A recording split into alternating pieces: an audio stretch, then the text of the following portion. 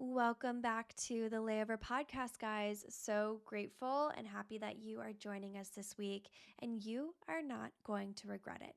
So, Pat and I got the opportunity to sit down with Chef Julio Delgado inside his restaurant, Fogon and Leon's, and we got the opportunity to listen to his story from how he got started in the culinary world to, working in small kitchens in Puerto Rico, to coming to the States and working for the Ritz-Carlton and running kitchens, to starting his own restaurants and then growing that into a business that owns multiple restaurants here in Atlanta.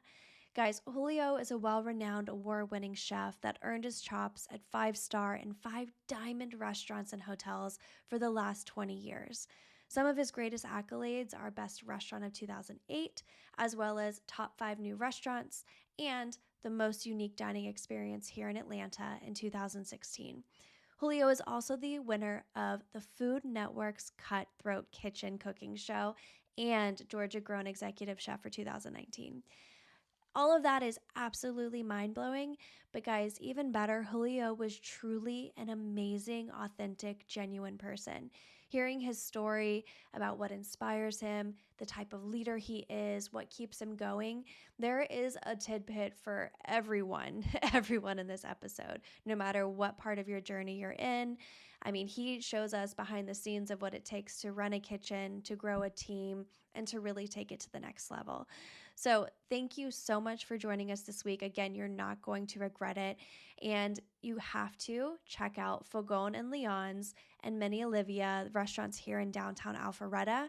I'm going to put a link in our show notes so that you guys can see exactly where they are. You will not regret it. The food is absolutely mind-blowing. The experience is top-notch, and the staff is just, it's one of a kind, guys. So again, thank you so much, Chef Julio Delgado, for joining us this week, guys, and please let us know what you think in the comments. I think you're really going to enjoy this one. So Domino's, you just match the numbers at the end of the row. Oh, but we're getting fancy here. So He's presetting it like we're I'm pre-playing. presetting it. I'm presetting. And there's no like special Puerto Rican rules, right? That I mean, we're gonna slam it. See what I'm saying? Let's say you got 7. How many you got there? 1, 2, 3, 4, 5, 6. 6, 7. There we go. Cool. Just to make sure we at least look a little genuine.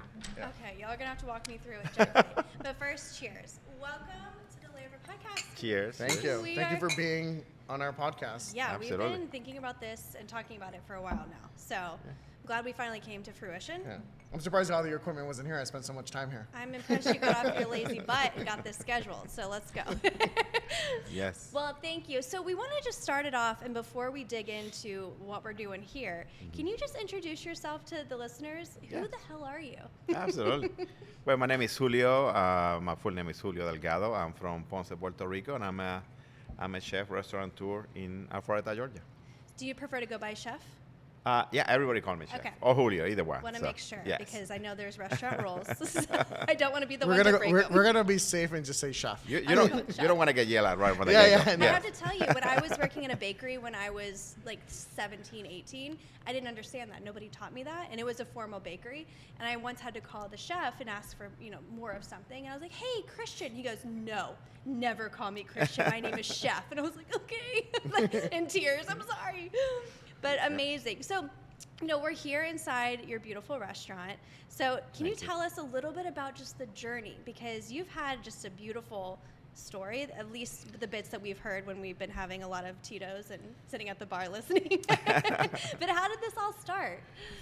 I mean, this started, to be honest, a long time ago. I have on my mind since a very young age to own a restaurant. On my family, my grandfather was a butcher, and he used to own his own business and butcher shop. A very famous place back home. Everybody used to know him. And that's in Puerto Rico? That's in Puerto Rico, yes. And, for me, it was like, okay, he was the one who actually raised me with my grandmother. And I was like, one day I want to do something like that, right? But I never thought I want to be a chef, right? I thought like, one day I want to have a business, but not being a chef. Never so, a chef. Okay. But somehow, down the road, I went to that path, and here I am, I mean, that's a big jump. So owning a business to becoming a chef. So where did the chef part jump in? Like, where did you start to, Now, when get did you into see the that kitchen? passion for Yeah. food and the passion for creating? It was not passion. It was an accident, actually. Oh, okay. Yeah, I mean, to be honest. I love the honesty. Yeah. My brother is a chef also, right? Okay. So he was working at a very local restaurant back home. And I was at my neighborhood playing basketball, trying to waste my time and just being there. And one day he came and said, "Hey, we need a dishwasher. Can you help us out?" And I'm like, "Sure." I was 15, right? Right. Yeah, why the hell not? Yeah, I jumped right on it. And then my first question is, "How much do you want to pay me?" And he was like, "Well, we pay you $5 an hour." I said, "Okay, fine, done. That's good enough." Right. Absolutely. And I jump in and I dishwash for the night, and they call me the next day, and I went the next day, and I just fell in love with it. Wow. It was the Argentinian grill house. Oof, that's your favorite, right? your favorite. And I love it. Yeah. And I love it. I love that place. Very small, very humble. Had this Argentinian guy called Oscar Natale, and very bold, strong character, and I fit right in. I guess I just put my head down and I work, and Hard work. you can yell as much as you want. I just want to do my job, and that's when everything started. That's how it started for me. So I went through my entire high school years doing that. Working at the restaurant. Is the Working at restaurant the still restaurant, around? No. Oh. Unfortunately, it closed a long time ago. But no, once I finished high school, because I want to study business administration, I applied for college, and I was the only one in my family who actually going to go for college from my mother's side, right? Right. That's From my amazing. brother. I said, "Oh, I got accepted." I said, "Well, I go to college. I don't have any money. How I want to pay for this?" And she was like, "Well, you work in a kitchen. Let's take a culinary course for the summer, so you can find a job and you pay for college, and we do all this." And I did, right? My brother and I went to the city. We're from the south of Puerto Rico, from Ponce. So we went to San Juan to go to the culinary school. And once we start, we have a really great chef. He's a Swiss guy. His name was Philippe Chapuis, and he taught us a lot. And we fell in love with him as a chef, or what a chef represents, Yeah, right? But, you walk in the classroom and you see this big, tall guy, white hair with a very strong accent, teaching you everything you can know about food. And I was like, "Oh, this is amazing." Right. Right? And I just fell in love with it. And my brother and I were the same. I said, "Okay, screw the college. Let's go to the culinary school, right? Let's go and study this." And we did, right? So eventually we graduate, which I was not a very good student, I have to confess. And I graduated with good honors student. from the culinary school. It's like the first time in my life that I graduated with honors from somewhere. That's amazing. though. So we did that, and we stay in the city. We start working at really well-known restaurant. The rest is history.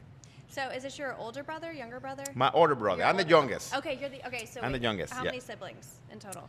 9. Holy 9. shit. Between my mom and my dad, we're 9, and I'm the youngest. I'm surprised you're not cracking jokes right now. Puerto Ricans and There's only so much you can do on the island. Yeah. But Exactly. Exactly. But That's you know, amazing. one thing that I want to go back to you walking into that classroom, right? Yeah. And seeing this gentleman who's going to be, he's a chef and he's teaching you all these things. What part of it was that just grabbed your attention?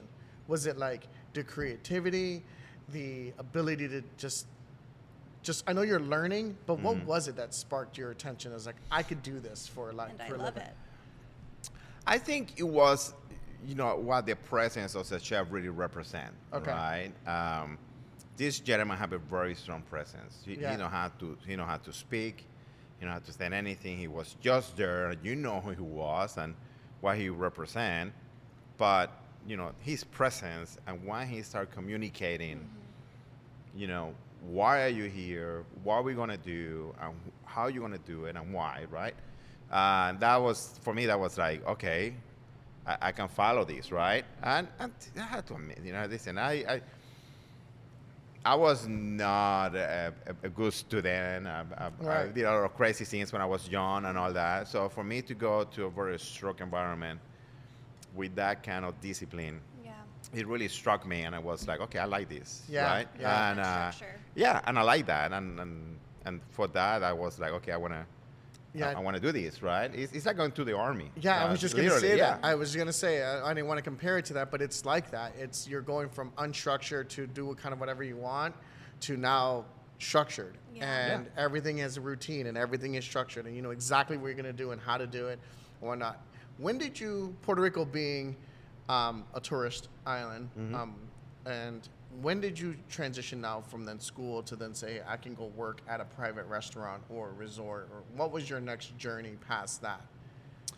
You know, when you're in culinary school, like, to be honest, the path was not really clear, right? Right. You want to learn, and you start reading. Like, I never was a good reader. I never read a book till I started in Right. culinary school. And then Yeah. I started reading cookbooks, Yeah. and I used to buy really high-end cookbooks and really well-known chef and all that, and my dreams started, like, growing on my head, right?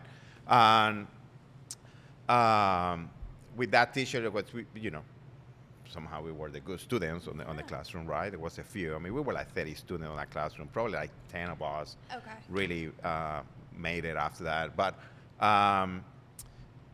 we started looking at that, and we're looking, okay, what are the best restaurants in the island? What are the best places? And actually that teacher really placed us in places. I said, don't go there.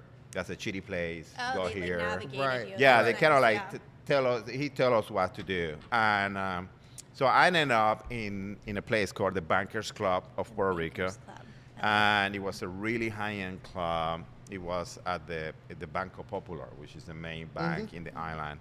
It was on the top floor of the building, and you know you have like some of the most or the top executive, as you can call, like governors and all that stuff, to go there, right? And And it's conveniently located by the bank. yeah, and it's communicated by the bank. Yes. Tell us. Yeah, and listen, I went there, and I learned a lot on that place. I worked there probably 5-6 years. Okay. And I have a great chef. It's a French chef, Jack Coffrey, he's an amazing guy. He's one of my mentors, and he taught me a lot, right? But what I like the most is like the back in the day, the kitchen were very defined by a brigade, right? Of like who is a sauté, who is a saucier, who is a grill guy, who's a entremetier, the garde chef, which is all those positions that you see in a traditional French kitchen. And when I went there, I don't know how I fell into the position that I was doing vacations for all those chefs. So 1 month I was here, 1 month I was there, 1 month I was there, and somehow they just put me there.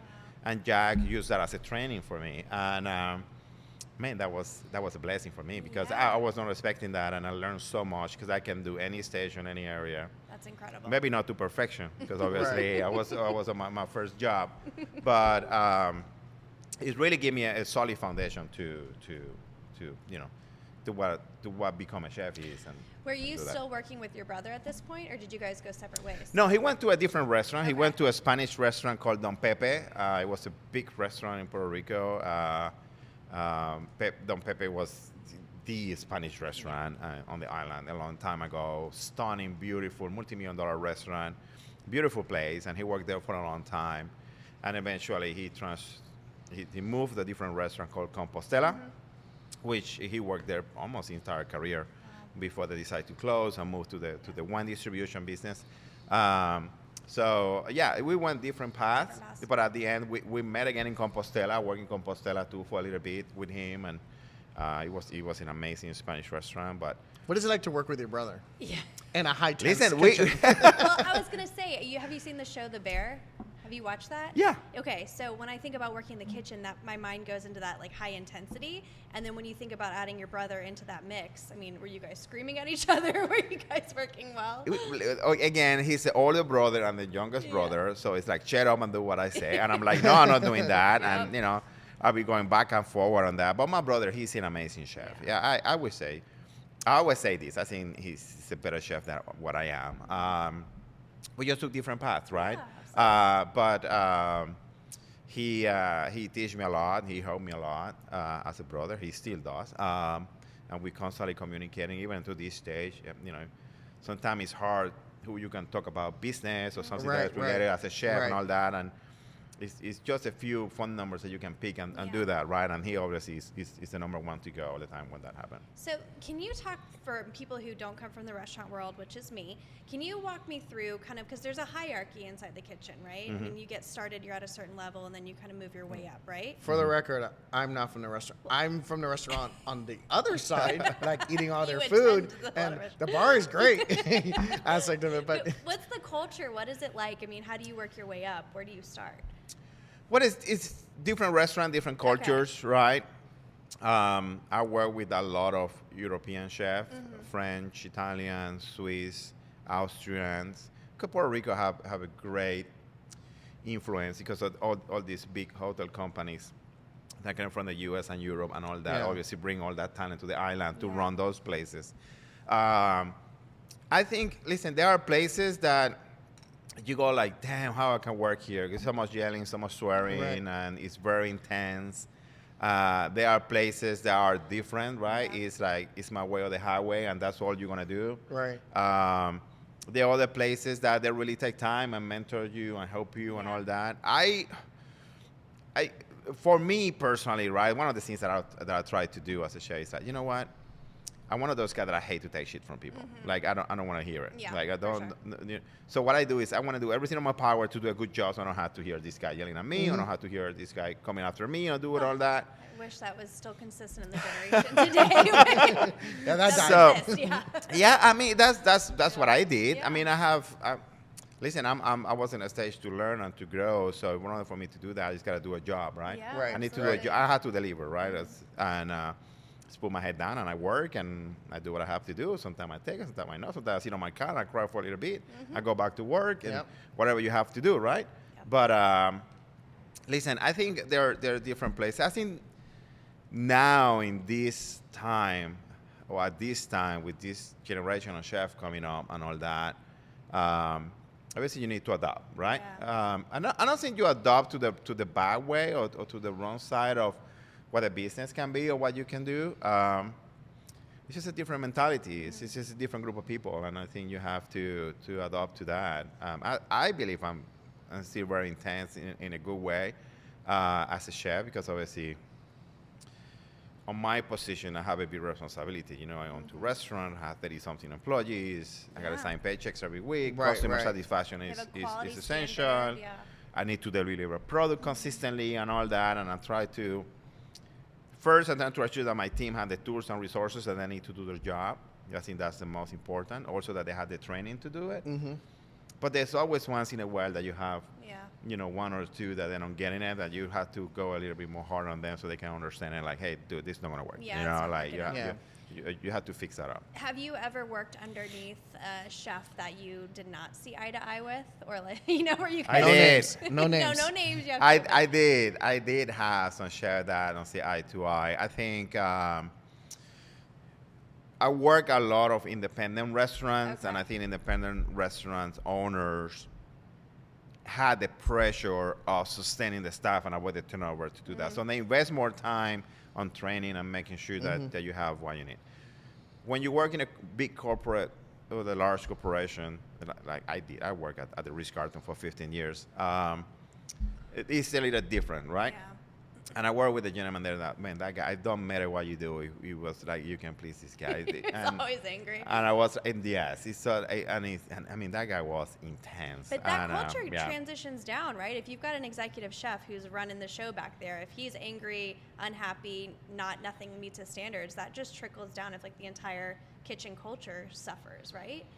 Yeah, I mean, the thing is, we have a goal, right? I have to admit, we have a goal. The goal was to be 5-star, 5 diamond on the first year. We didn't do it. But that was the goal, right? Yeah. So there's a pressure come with that, and there is, you know, the ability. There's a job to do to get there, and I think, you know, he had that vision, and I appreciate it. I have it too. I believe on his dream, and I fought for it. I worked with him 2 years. Even with that, I worked with him for a long time. But it was to a point that you are like, you know, I don't know, maybe things are a little different. We can achieve it, right? I mean, and it's just to see. I think I put that to like any company's goal, right? When any company or any department within a company has a goal, like if you're in a company that does sales, right, and you have a sales goal, if the objective of the company is to hit that goal, then people have to believe in the goal, but you have to enforce things that to get to that goal, right? Correct. So like you're trying to get 5-star, 5 diamond, you can't just be mediocre. It's a high pristine award. Gotta be excellent. So you have to be excellent at all times, at everything you do, right? Yep. And so I can kind of see that, but I can also see the other perspective of like, well, maybe this is not for me. You know, I move on from there. But you talk about the Ritz-Carlton, and you're very unique because you have the perspective of a corporation, then a small business, a small restaurant, and then now you own your own entities, right? That you have.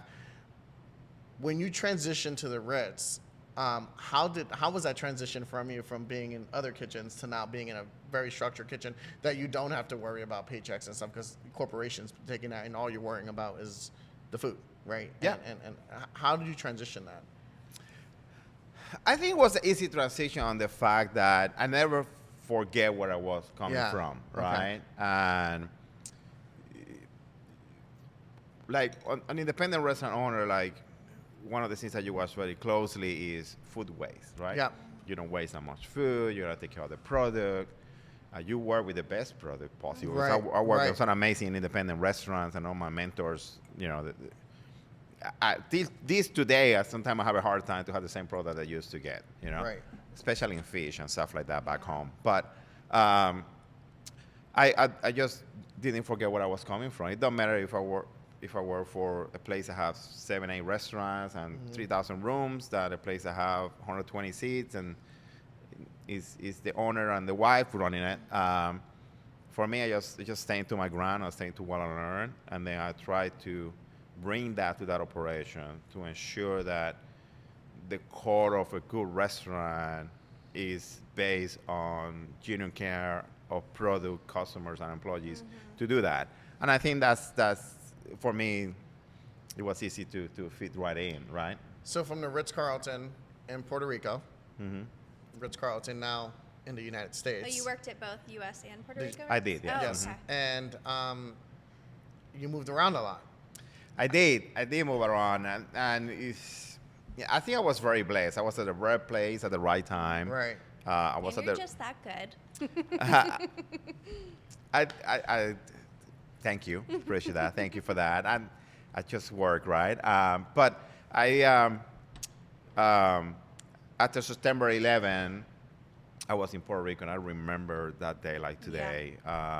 I was taking a shower to go to work, and my wife came and said, "Oh, there's a plane who crashed to one of the Twin Towers." And I was like, "Really? Oh, that's crazy, right?" At the time that I get out of the restaurant, I was getting ready to go to work. Another plane crashed. I said, "Okay, this is serious." So anyway, I dressed up. I went to work. I was at work. 4 hours later, I was a manager already there. They called the managers to the office. Okay, we have to start talking about contingency plan because this is going to happen. And they started closing airports, and nobody was traveling. And we went to like a 90% occupancy to a 5% occupancy and all that, right? So it was a scary time at that time. And when I was there, I have a great chef at that time, and he was like, "Where are they opening?" A few months later, he came back and said, "Well, they opening the Ritz-Carlton in Battery Park. Did you want to go there for a week or two, help that out, and see what's going on?" I said, "Listen, I'm done. I'll do it, right? Because I want to do it. Never been in New York. I want to go." And I was like, "Okay, let's do that. I can go there for a few weeks." I told my wife. She was not happy, but we figured out. And I left, right?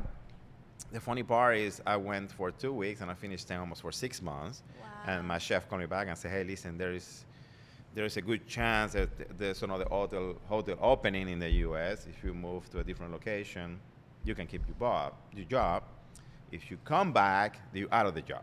There's no job for you back when you're coming back because it's really bad, right?" Wow. And the tourist was really affected in the island at that time. Yeah.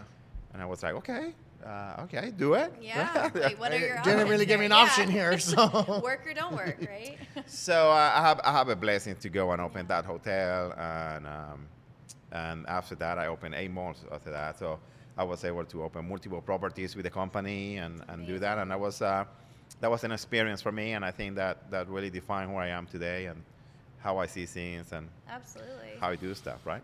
So how did you leave the Ritz? And then, I mean, was your next step starting your own restaurant? Yeah, I mean, on 2008, Okay.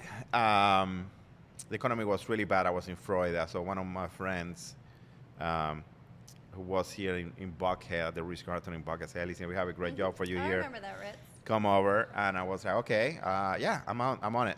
And I love Georgia. I was in Georgia in 2002 when the Ritz-Carlton Renaissance Station opened, and Yeah. I loved that property. And then when I came back in 2007, like I love the state. I love the people. I love See, the Pat, weather. People like Georgia. I like Yeah. Georgia too. Yeah, just don't like the driving here. I love this state, and I I went from like New York, California, Toronto, Miami, Florida. I have done all You've these done all stuff. big major cities, yeah. Yeah, and the ones that I feel more like home is Georgia. For some reason, I don't know why, but for That some Southern reason. hospitality, I y'all. guess, of course, y'all. I can get real Yeah. Southern. Now that I'm drinking bourbon, my accent will come out real Well, soon. we're about to drink Don Q, so you may sing Spanish soon. Yeah, I mean, it's a great state. It's great Yeah. people. I mean, I love this. I love this city. Yeah. Yeah. And then you decided to open, was Fogon your first restaurant? No, my first restaurant was Mini Olivia. I was Okay. actually working at Fogon. I was trying to get a space in another area here in Florida. And the day we signed contract, we decided to walk out. I said, no, we're not doing it. Oh, rewind. Yeah. So Let me for, hear for that those story. that are not familiar with this area, your first place is next door. Next door, yeah. We have Fogon Alliance, which is a Spanish tapas restaurant. And then we have Mini Olivia, which is a Neapolitan-style pizzeria. Okay. So Correct. you opened a pizzeria first. I opened the pizzeria first, This correct. was something else. Where we are right now was Correct. something else. This was a hair salon like for 20 years. Oh, Ah, really? okay. Yes. Oh, I it's a pretty big hair Yeah. salon. Yeah. And from then you come up with the idea. So I guess my question is, how do you go from the pizzeria to then the Spanish tapas? Like, what was that passion that was like, I'm gonna open up a tapas place? And why did you walk out of the deal? I want to know that. She's still stuck on the deal. I'm stuck on the food. Who you want to go first? The deal first? What's more interesting? Let's talk about the deal first. So the deal was, we look at the space that we like a lot. We want to jump in. But there was another space almost toward front of it. But on the negotiation, never was mentioned that store next to was going to have a patio. And the patio covered the entire storefront of the space that we were looking. So being somebody who worked with independent owners and all that, I was okay, before I sign this shit, I got to go and walk this area. I got to look at this place one more time. Yeah. And when I walked the space, I saw the marks on the ground, and I was like, "What is that?" Right? I'm a chef. I don't know what is the wooden stick with a red flag on it there. And they was like, "Well, that's the patio." I said, "Okay, what patio?" And then I started digging into it, and I find out that the patio was literally covering the entire storefront of the restaurant. I said, "Wait a second.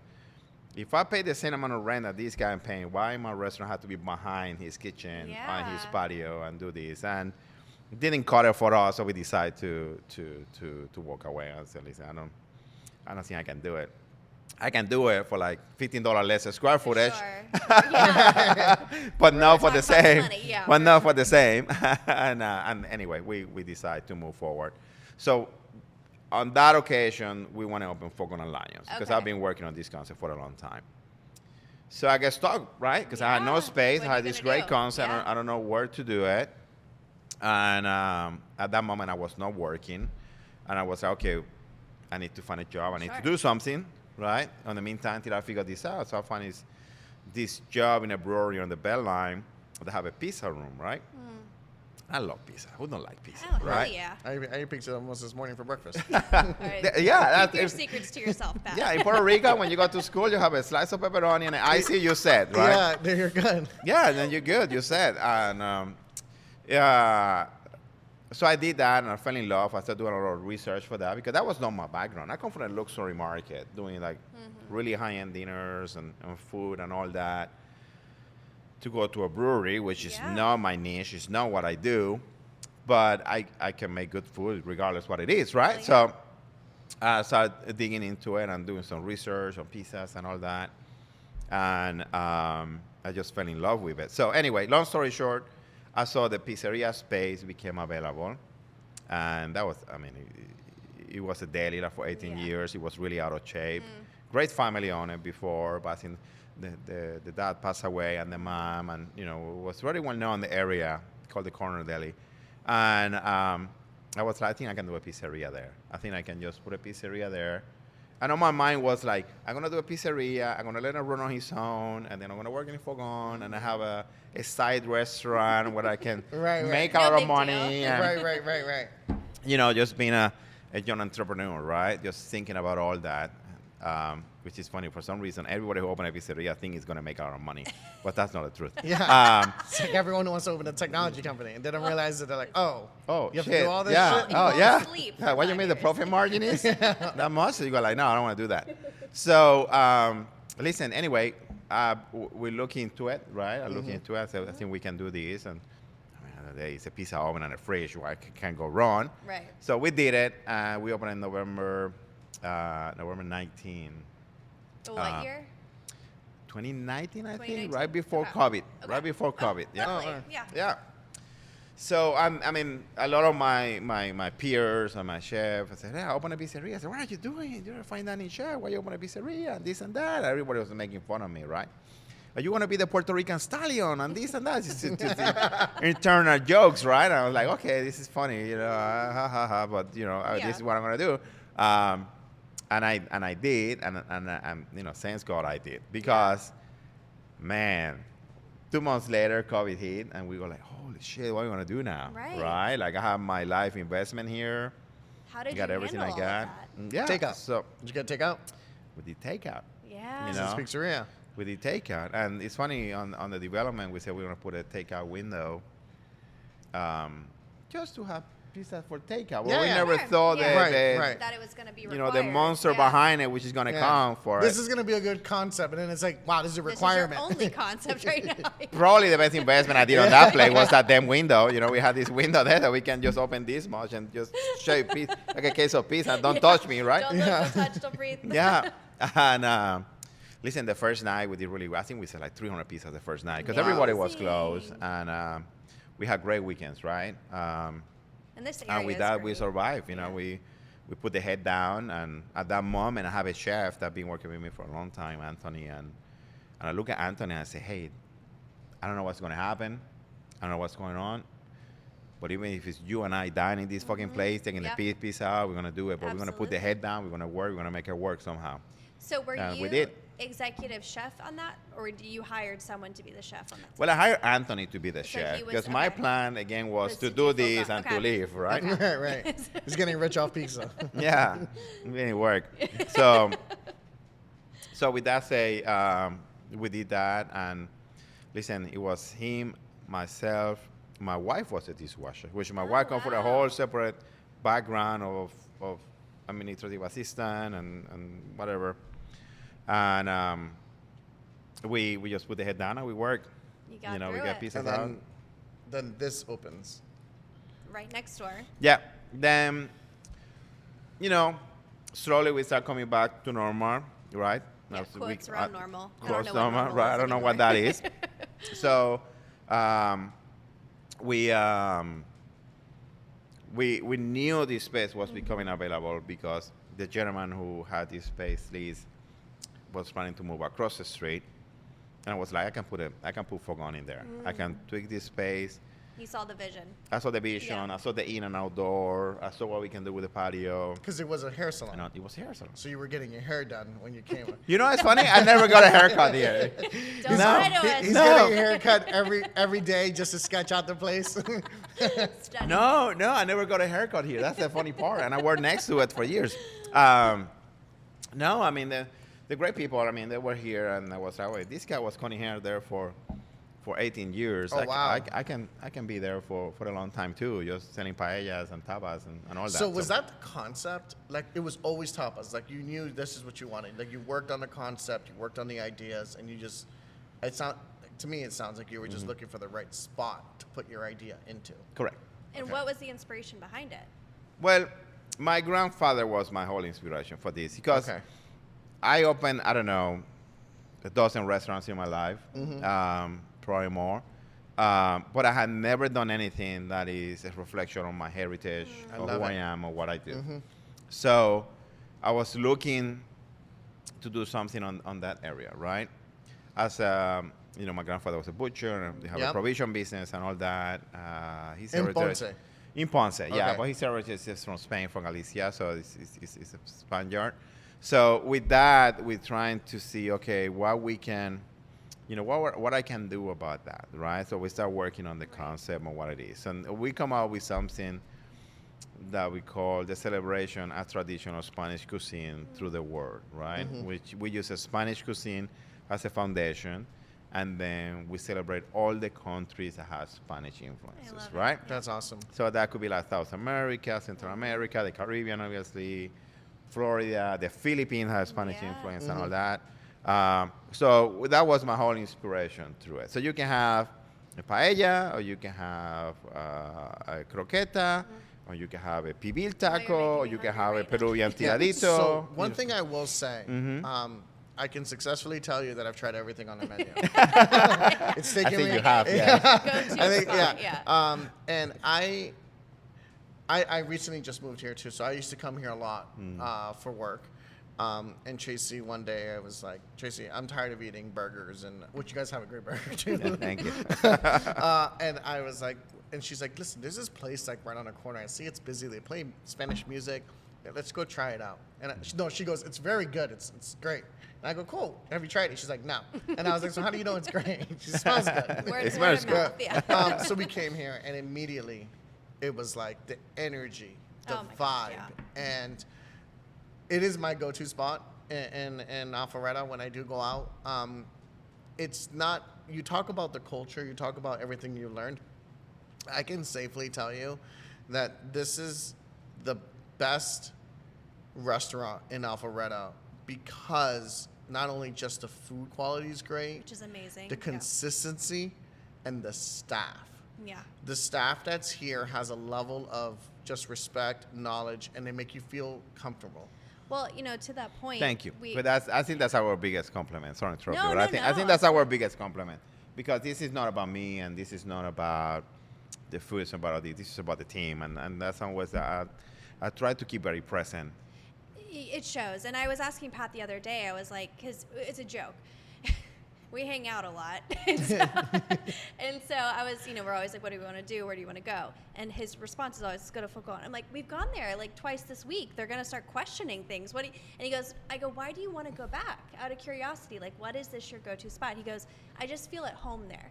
And it's because he walks in and it's like cheers. Everyone knows your name. You feel good. The food's always great.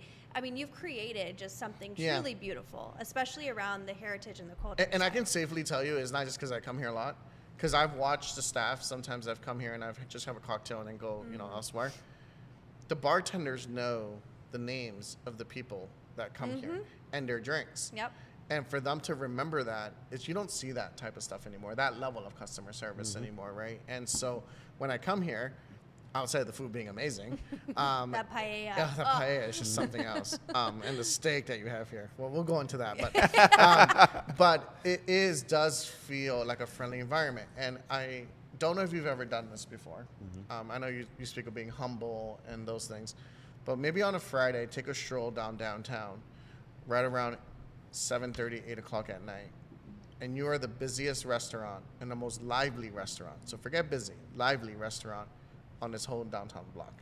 And you can see the mingling of different cultures all mingling together here under one roof. And that's Cheers success. to that. That really is success. Oh, we need to fill these glasses. Cheers Yes. to that, That's success. Is this the next one? This is the next one, yes. Okay, I'm a little nervous. Puerto Rican rum. Dangerous things happen with Actually, I grew up like 3 miles from that factory, so I'm very really? passionate about that, yes. I don't think I've ever gone to the Don Q factory. I've gone to the Bacardi. It's not the same, right? It's different. It's different, yes. Okay. It's different. I feel like you just insulted a lot of people. But it's, by- can you delete that? yeah, have a target on your back. Here, for- it's your bottle. I'll let you No. open it first. No, listen, I think, and I put a lot of effort into that. And we're very picky on our selection of the ladies and gentlemen that work here. And it doesn't have to be the most experienced or the better looking or this or that or the background or whatever the stage is about you can teach a lot of people how to be great servers or chef or bartenders, but I cannot teach them how to be a great person. Yeah. Correct. And I think that's not my job. That's something that comes from whenever, right? And I put a lot of emphasis into that. I look a lot into that aspect. And if you have never been a server, but you have this genuine care of hospitality and a great smile and a great attitude and a go-getter attitude and all that, for me, it's not going to take you over anyone who has 20 years experience. Yeah, and Yes. it's funny in our firm when I do interviews, I do like kind of the last interview. I always like to just do it for pay respect to me, I guess, but at some point. But I usually want to know, its brand is very important, and for me, you need to fit into the brand and the culture of our organization. I could teach you how to do different things. Our team is very talented. We can teach you, but it's hard to teach if someone is miserable all the time. You can't change that. No. That's just who they are. No. But the last thing I will say about your staff here is that it's easily noticeable that they want to be here. That is the key, right? That is when someone who doesn't see this as their job and just sees this as they're coming to an establishment, it changes the perspective of how they even view what they're doing because they're passionate on what they're doing. And so, yeah, it's amazing. I love coming here. I honestly, this is my favorite restaurant in Alpharetta. We know. We know. Listen, So does American Express. They know too. So we were talking about, obviously how amazing your staff is, but we can't be naive that there's inevitably challenges. I mean, the restaurant industry and restaurant world is, you've got high turnover at times. You've got challenges with, personalities, but also, probably a world I don't even know. Can you talk about some of the challenges that you've gone through, especially just running a kitchen, running a business? Yeah, staffing is the biggest challenge. I think everybody say like, "Oh, listen, I can open X or what I'm in a restaurant." Yeah, it's like a dream of yeah, and we're on a process to open 2 more, and I think that the biggest challenge that we have is finding the right people to do their job, right? And it's a constant challenge. I mean, I don't have a straight answer why or what's going on. I know after COVID, there was seen about people getting money without work and this and that, and I don't pay attention to any of that. I'm going to concentrate on, at the end of the day, you have to work eventually, right? You have to make a living and you have to care. It's good money because I believe that these people, they make good money on their work. But I think, it's a challenge with how the thing is, right? When people have fun, we work. Right. We hear every weekend. I hear almost every day.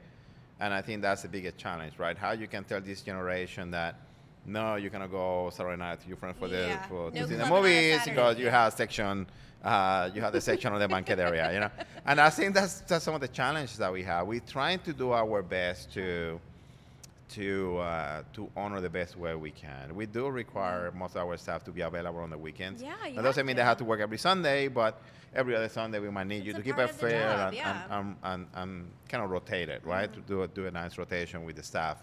But it's a challenge for some reason, right? I think in a lot of I don't have an answer for that, a straight answer of why or what's going on. I mean, there can be many different excuses or many different things. At the end of the day, what I do is I put all my effort and attention to ensure that I can create a welcoming and inviting work environment so I can encourage that hard work. Because my staff work hard. They're lovely and they're smiley, and these ladies are lovely, but they work hard. The kitchen staff work extremely hard, especially my chef and all that. They work. It's a hot kitchen. It's hard work, and I appreciate them with all my heart. But at least I'm doing my best to say, hey, we work hard. It's nothing wrong at going in a car and you go like this, you smell like food, but you go home feeling that you did a great job today, and you accomplished something. And I think that's it. For me, that's That's what I put all my effort into it, and then try to surround myself with more ladies and gentlemen that we need in order to be successful for that. So out of curiosity, because you have, I mean, your food is incredible. We already know that. I'm not going to make your head any bigger.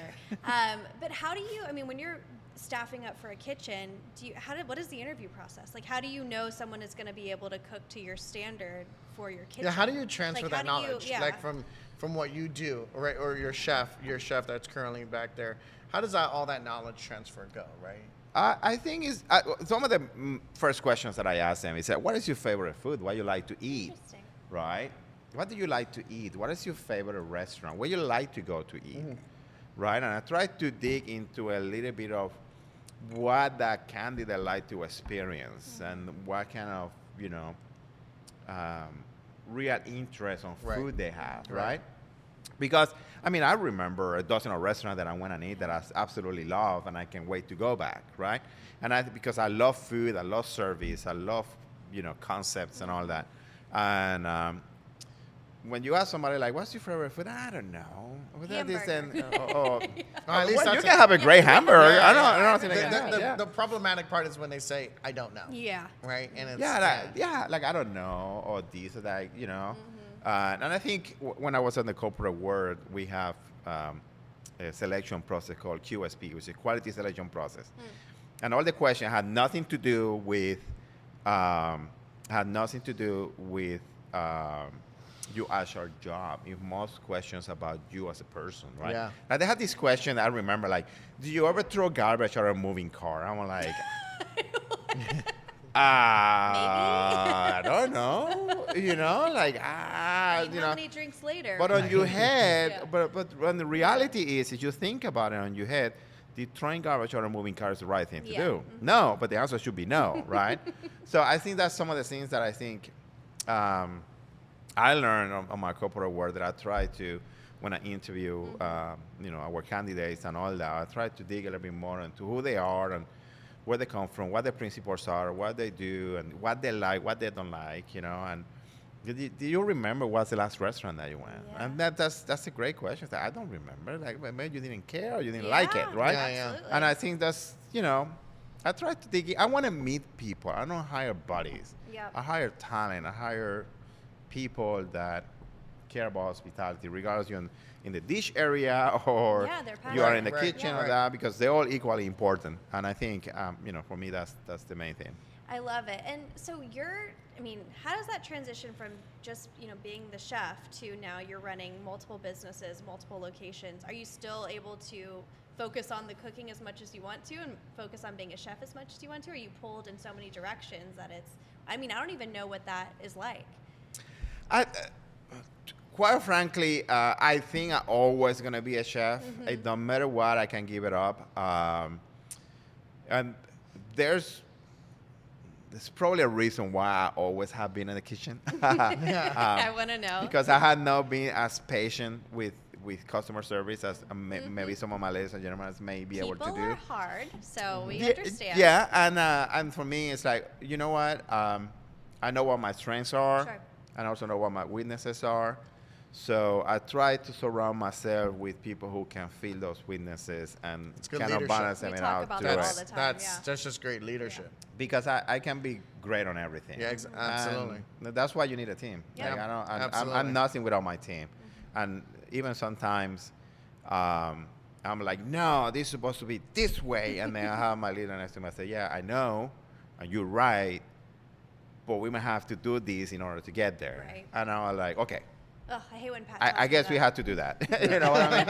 And I think that's. And then you get in your car later, and you're like, no, they were right. No, or I come the next day, I say, I made up my mind. We did this. Fuck it, we want to do this now. Right. But hey, listen, it's part of the game, right? And I think, like I said, I'm very blessed. They know how to read me, and they know how to work with me, and I think that's important. So now you brought up, and only share what you want to share, but you brought up that you are you're going to be pursuing more endeavors for your brand and Correct. for yourself, right?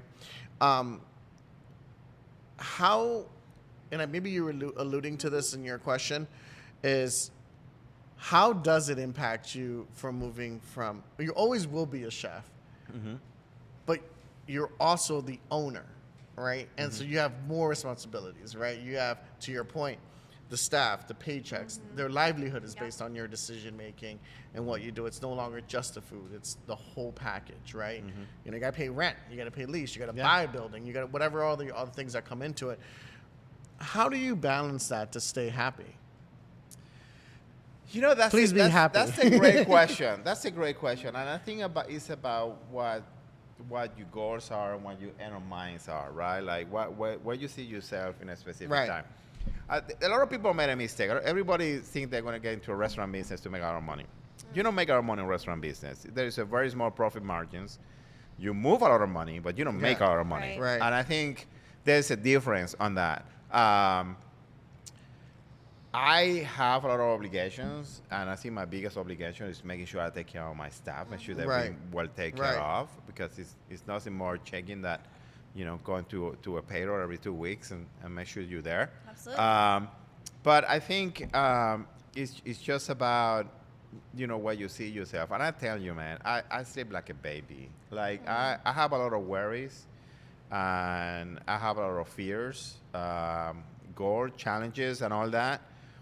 But at the end of the day, if I believe in what I do, if I keep working on what I do, and I don't have to be the smartest guy in the room, but I will be the hardest working on the room. And I think when I continuously having that mentality into it, I know I can get there, and luckily we get in there slowly, right? I think that's restaurants are restaurants, and it comes down to three basics, right? But if you put your head down and you do what you have to do and you show dedication through it. I've had friends in New England that own bars and restaurants and taverns and very successful, and they always tell me, Thursday, Friday, Saturday, baby, it all comes in, and then Monday it all goes back out. As it comes in on there. I'll crack the joke to all of our Spanish listeners, but I think it's part of that. But also, as my mom was saying, pasándole mucho huevo. And then a palo santo. Right? Forget all the negative juju away, right? You got to stay focused on what you're doing. Can you talk a little bit about, and you don't have to go into too much detail, but like, what are your future plans? Like, what do you want to do as a restaurateur and owner and chef?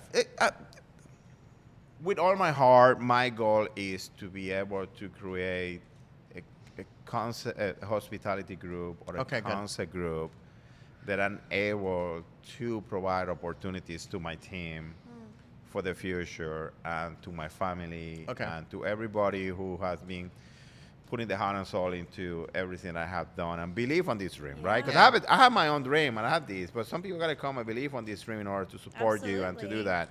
And I think my main goal is to be able to do that, right? I don't want to let them down. I think my biggest expression is I don't want to let my team down. I don't want to let my family down. Failing is not an option, right? Failure is not an option. You got to keep working on it and figure things out as you go. And I think that's my biggest goal. I think after that, everything's gonna fall in place slowly, right? We have two more restaurants that we open, and we're very optimistic about that. Great projects in town by Total Development that we're working on. But I think and they're in Georgia? Yeah, they're in Georgia. Yeah, so they're in Johns Creek, the same development company who did Avalon here in Florida. Oh, that's amazing. They're doing one in Johns Creek called the Medley, and we've been blessed to secure 2 spaces there, and we're really looking forward to it. And I'm excited about the opportunity. I'm excited about the challenges, but most important, I'm excited about the team. Because I put my team against anybody, and I think that's something that I'm really looking forward to do that. So you said 2 more restaurants, right? Where do you come up with the concepts of these restaurants? Do they just come to you in a dream and you wake up, you're like, another Spanish. Like, where does that come from? A lot of drinking and eating out and doing that. I think, listen, Mini Olivia was, I want to do the Neapolitan style pizzeria and all that, and I pull inspirations from everywhere, right? So the name Mini Olivia comes from this particular location where the restaurant is located. There was a hotel here, I think it was on 1836, called the Dot Hotel.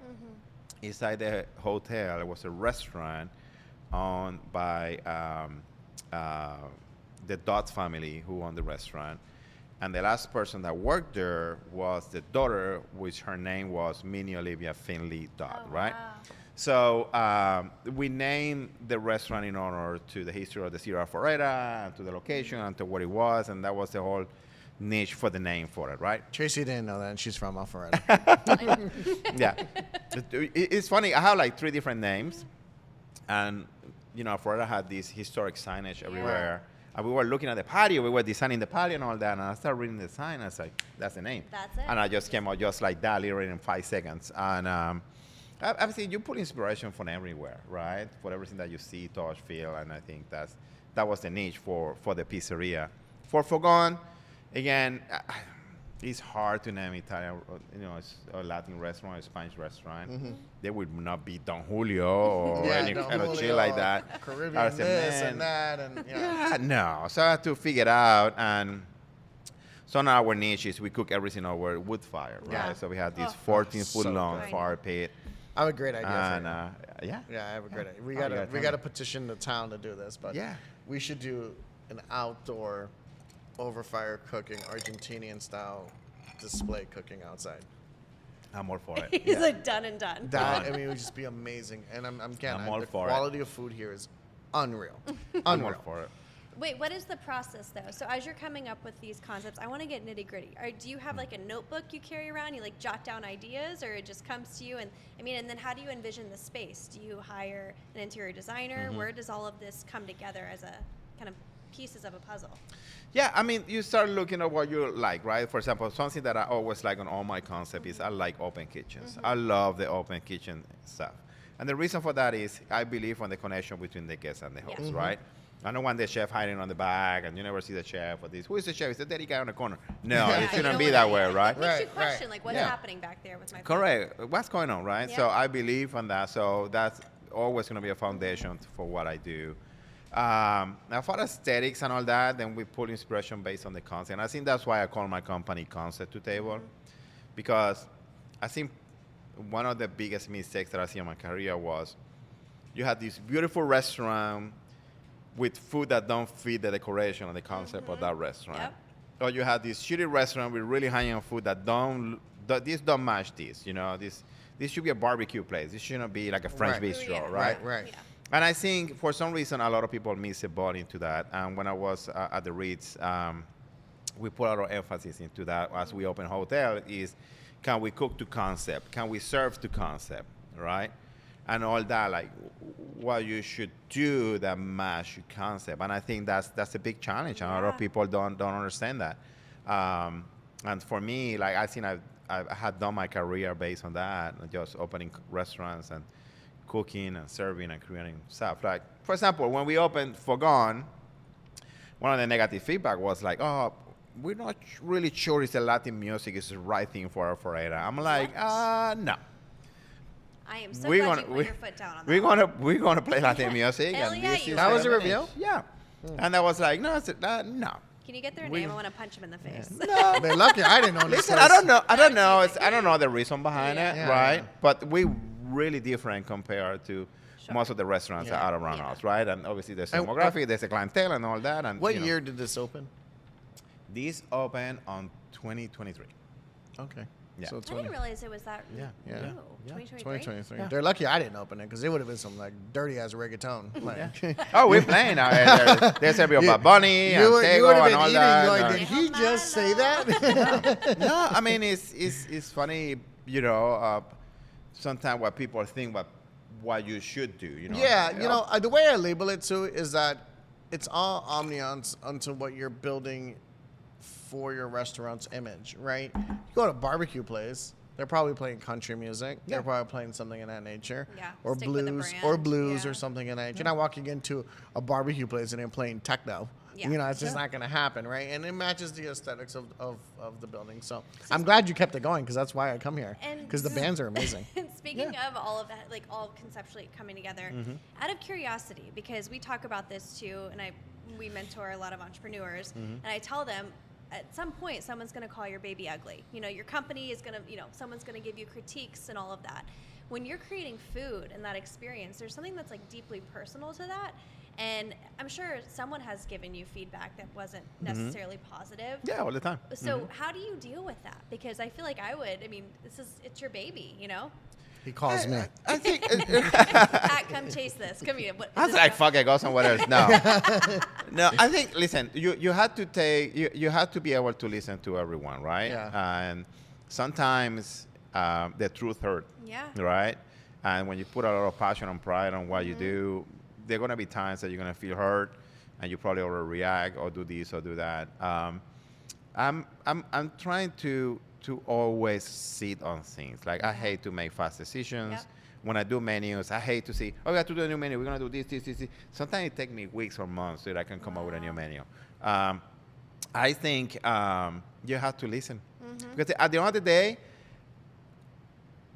it doesn't matter how much a good chef I am. I'm not cooking for me. I'm cooking for the client. Yeah. I'm cooking for the customers, and I have to adjust and adapt. We are not like 100% traditional Spanish restaurant. We break our rules. We break our rules on the pizzeria, Sure.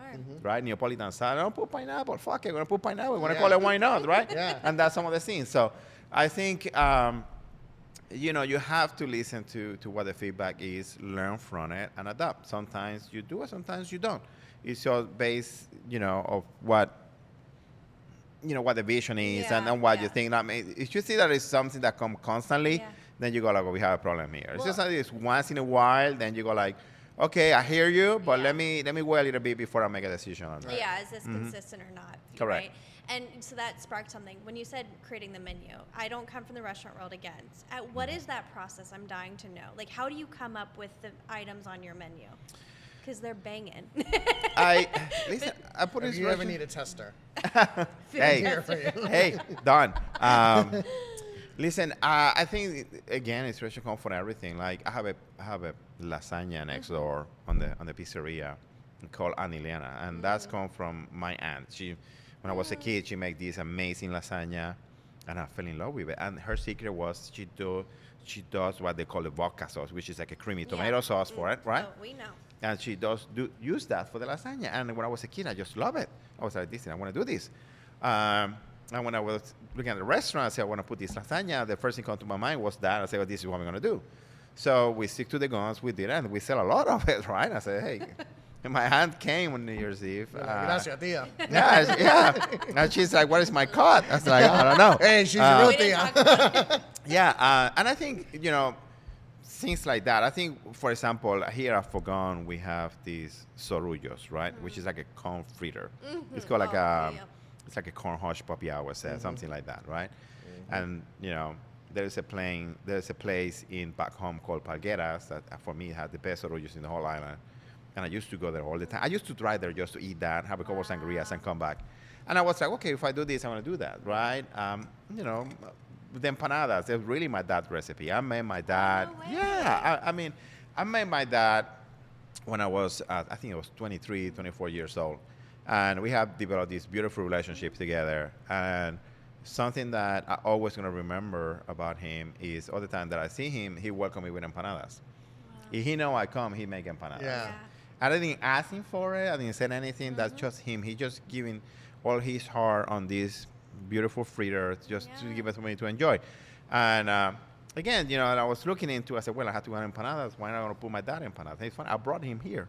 And he cooked it with the team. I said, you're going to show this guy how to make this shit. And we had done all those things, I think, as I was talking earlier, is like I have never done anything which is represent who I am. Yeah. Stay true to that. And I have been blessed to share so many experiences between my family, my heritage, my experience working with Europeans and this and that. I try to. It's a big blend of everything, right? And I just put it out there, and hopefully people like it. So how do you stay innovative? I mean, the restaurant world, food is changing. You got those like gastro pubs that have like smoke coming out of their. Like, how do you stay true but also keep growing and innovating in your restaurant? I love this business. Yeah. I have restaurant for breakfast, lunch, dinner. I'm looking at social media constantly. I'm constantly eating out. I was joking with my wife that I was like, I would say for the last 2 years, we probably eat 5 days out of the week out. Yep. Like, regardless it's here or in a restaurant or this and that. It's research and development. We don't have the time. That's what I tell myself. Yeah. And I asked one time in Puerto Rico, there was this famous food writer called Paco Villon Fortunately, he passed away. He was an amazing man. I asked him, right? He was a good friend of my mentor, and I said, Paco, how I can be a great chef? What I need to do to learn about restaurant and be a great chef. And he looked me straight to the eye with a glass of Rio and said, you need to eat out. Wow. Stop eating shitty food. Go to restaurants, spend all your money on restaurant, and you will see, and I never forget that conversation. And until today, I spend a lot of money on restaurant. I eat out a lot, and when I travel, I always have my little agenda where I'm going to have dinner, where I'm going to go, what I want to see. You're always planning it out. Yeah. So I think you have to lose a business. You have to be able to do that and to be able to open yourself to new experiences and learn. That's beautiful. Yeah. So, when's the new menu coming out? Because I need to be here day one. Spring. We're already working on it. Yes. No, you know what's funny? You brought up the empanadas. My daughter is a very picky eater, and this is the only empanada she ever eats. I swear. I've brought it to her 4 or 5 different Wow, places. that's nice. Yeah. And abuelas, but from a public, like Yeah. going out to Yes, eat, this it's is true. the only place. You have several different menu options that are unreal, but what is your favorite? What is your favorite? I think. Go Here. ahead. Here. Sorry. What's your favorite here? I think my favorite dish here is a churrasco, the skirt steak, and I'll tell you why. Yeah, you always get that. And I'll tell you why. That recipe is from that Argentina restaurant that I've ever worked for the first brings time. it back home. Yeah. Is the same chimichurri. The chimichurri is the exact same recipe. It hasn't changed. I started working when I was there 15. I'm 50 years old. I had the same recipe. The marinade and all that is the exact same dish. We tweak it with the manchego potatoes. That's something new that we had done here. But that dish for me, when I look at that dish, it's like, everything starts with this shit here. I'm with food. Excuse me. Yeah. I'm talking like a chef now. Everything starts here with this. Yeah. And I think for me is I've been looking at this same dish for years, Wow. and I still like it. So, Yeah. I mean, that you get that and you salivate, like visibly salivate. Yeah. Like Yeah. almost like my dog, it's just coming out of your mouth. It's kind of Well, gross. you have to compare me to that, but no, I think what I would like to explain is that your food does remind me of a little bit of everything, and so one thing that we like to do here is we like to pick a little bit of everything. So we'll have an empanada, then something as simple as your broccolini. I mean, this sounds wild, but she's like, hey, make me broccolini like the way we have it last night for dinner. I was like, I don't, what?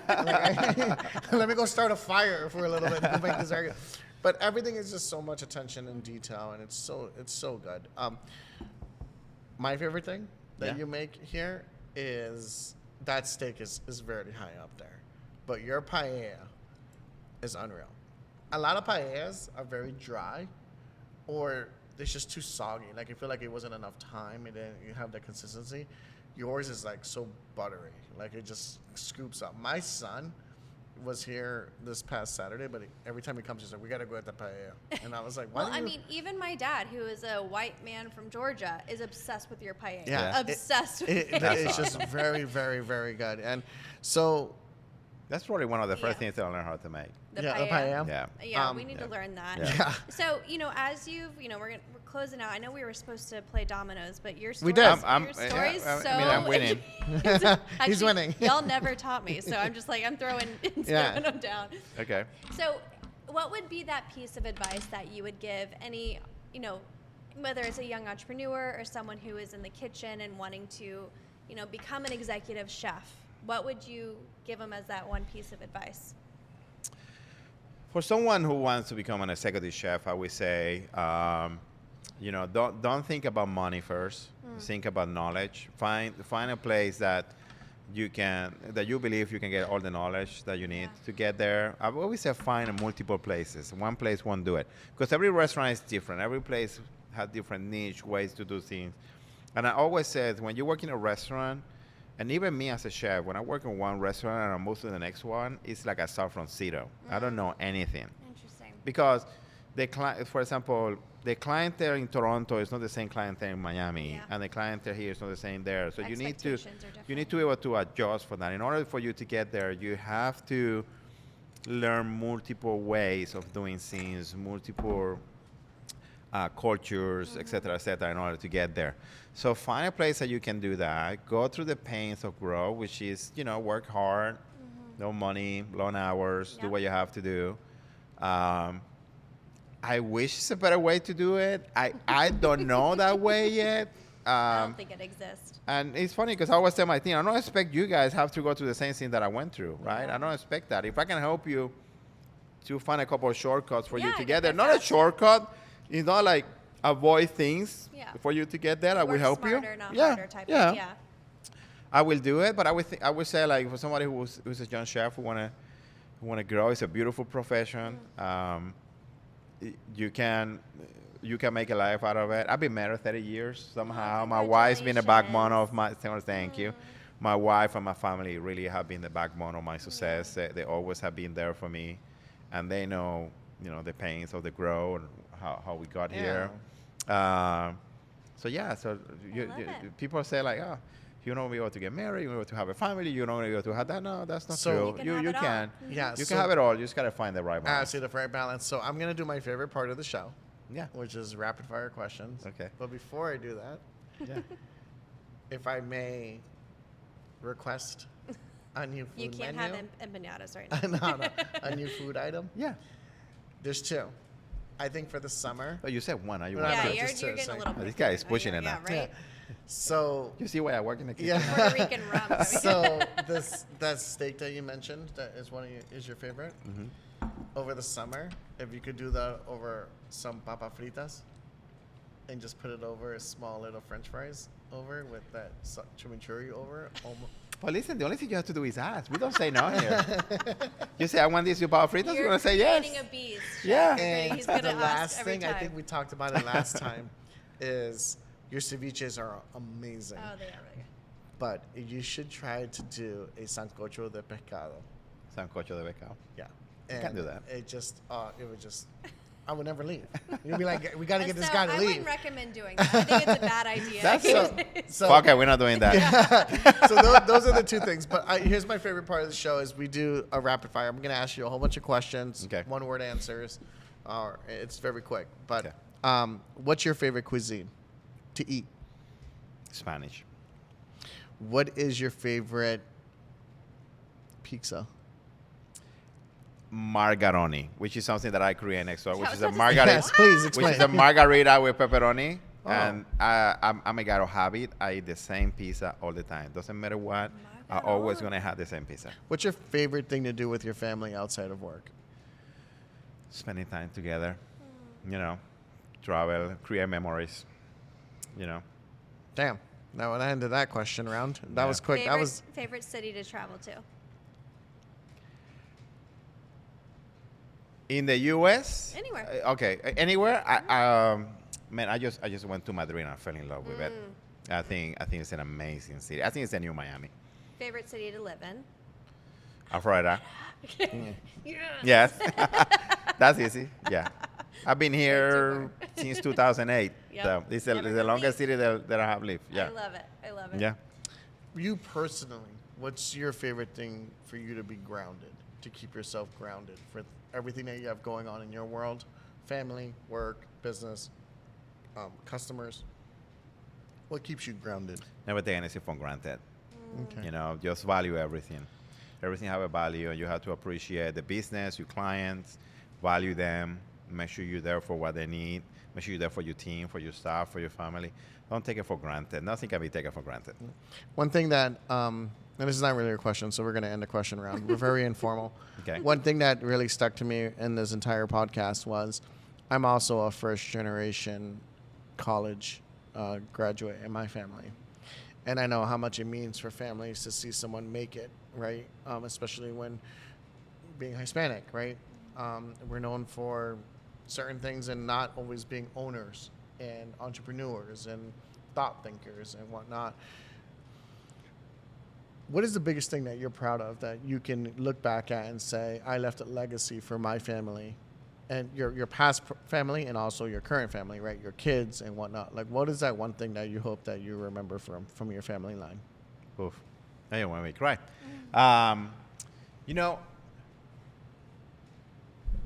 I grew up in a challenging environment, Yeah. right? My mother was everything for us. She just passed away last year. Yep. Sorry to hear that. She did a lot for us, for my Yep. brother, for my family. My mother was one of the hardest working women I ever Yep. met. I told you a story about when we went to San Juan today. Yep. She never owned a new car. She bought a new car so my brother and I can go to San Juan because we don't have a car that we actually can go there and travel because the car was not good enough. Right. Right. But she did a lot for us, for my brother and all that. And I think something that I want to do, or what I'm trying to do, is just to live on her image and to ensure that I can do the same for my family. Yeah. And my family can remember, hopefully appreciate that. I don't know if the path down the road when I'm old enough and I can, my leg hurt, I can't do this shit anymore. if my kids are going to be able to keep going or not, and that's going to be their decision. I don't have to force them to do that, but I hope they remember, how hard my wife and I work for these and what we're trying to do, and hopefully this could be for a beneficiary for my family, for my grandson. I have two beautiful grandson and a granddaughter that I can. The one day they look back and say, hey, You know what? Grandpa was a pain in the ass, but he really helped us out, and we're on a better stage now because of it. So you know what's funny? In somewhat it's funny, but it's also humbling to hear, right? So there's a lot of things that you have in common that kind of relate to me.